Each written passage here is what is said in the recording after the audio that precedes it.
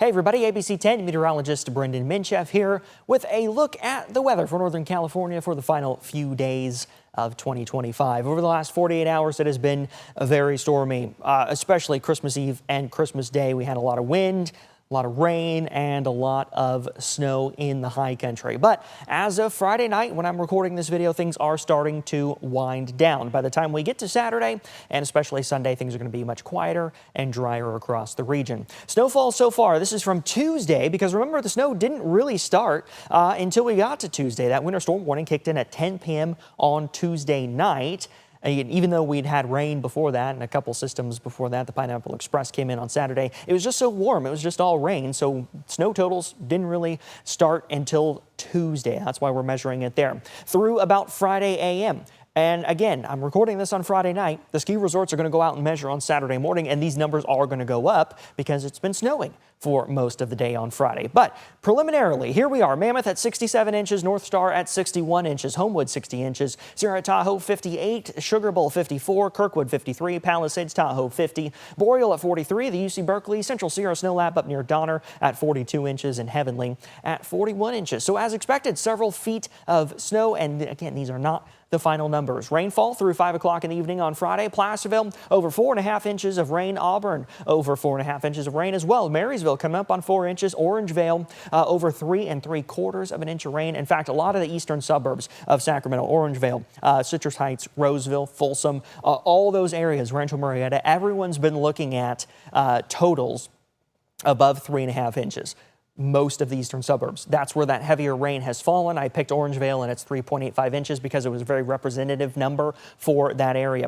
Vacaville over 3 3/4 of an inch as well. Interesting here, SMF, the Sacramento International Airport, over 3 1/4 inch of rain fell from Saturday through 5 p.m. Friday. I point this number out because let's go down here and look at Sacramento. The official observation site at Sacramento Executive Airport on the south side of town, under 2 inches. The International Airport on the north side of town, over 3 3/4 of an inch of rain. So it just goes to show you how varied that rainfall was. Some parts of town, again, eastern suburbs, north side of town, saw a lot of rain. The south side of town did not see as much rain. 1.86 inches, Modesto 1.66 inches, and Stockton at 1.22 inches of rain from Saturday through Friday. High temperatures on Saturday afternoon, well, they're in the low 50s, a little below normal, but importantly, we're drying out. You see that sunshine icon there across much of the map. It is expected to be sunny through Saturday afternoon, so it's a good opportunity for all of us to go out and maybe clean up after the storm, pick up some decorations that may have blown over. I know for a fact I got to pick up a lot of leaves this weekend. That's just how the week has gone with all that wind and the rain, and of course in the high country, all the snow. 40s and 50s in the foothills, 30s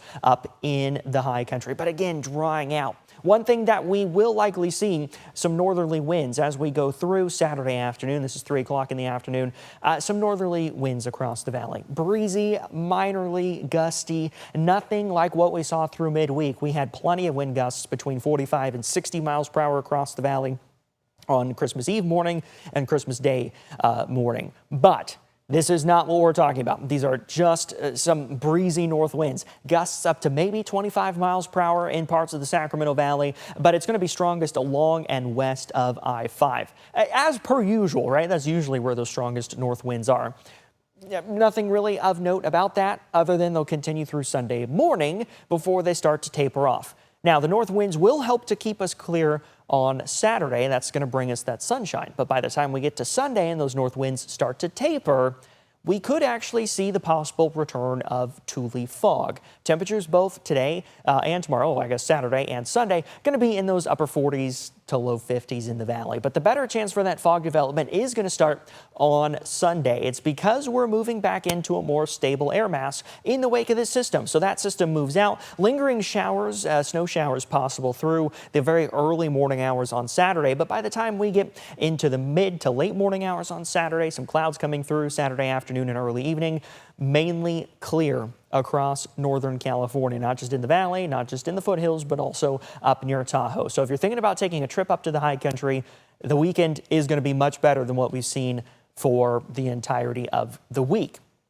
This system on its way out, that's bringing us the north winds on Saturday. But notice that high pressure starting to build in from the west, especially by the time we get to Sunday, into Monday, Tuesday, and Wednesday. This stable air mass combined with the cool temperatures in the upper 40s and low 50s, and also the wet ground in the valley. We've had a lot of rain over the last week.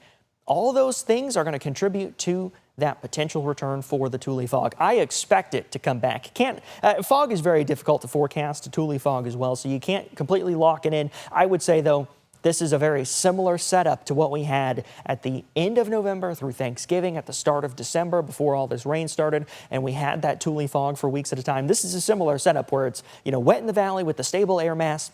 I would expect that Tule fog to come back. The good news is, by the time we get to 2026, which is Thursday, and then into Friday, that high pressure starts to move out, and we're going to look at another system coming in. This one, something to watch for now. It doesn't seem as significant as the storm that we just had, but we'll see how it develops through the weekend and the start of next week. It is going to be a colder system, though, as it drops in off of the coast of British Columbia, the Gulf of Alaska there. So better snow levels, better snow opportunity as opposed to those warm Pineapple Express systems that bring us those higher snow levels, but more rain. So picking up Futurecast here, we're going to let it run all the way out until about Tuesday. And notice how we're dry by the time we get to Thursday, Friday, though.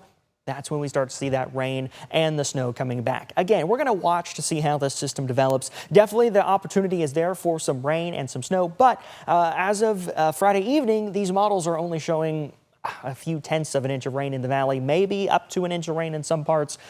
So again, just something to watch, something to keep in mind. So if we do get that Tule fog setting up on Sunday, continuing into Monday, just know that with this system on the way, that's going to knock that Tule fog out of here. So at max, we'll have that fog sticking around for maybe 3 days, maybe 4 days. That's going to be about it, because that next system comes in by the time we get late into Wednesday, into Thursday, right as we transition from 2025 to 2026. That's when we're going to start to up those rain chances. So again, only 3, maybe 4 days of some Tule fog here, because as we move into the new year, as we get into 2026, Thursday, Friday, then we've got that next opportunity for wind, for rain, for snow, and none of those things help with Tule fog. So don't get too glum if we end up back in the gray for a few days, because it won't last very long.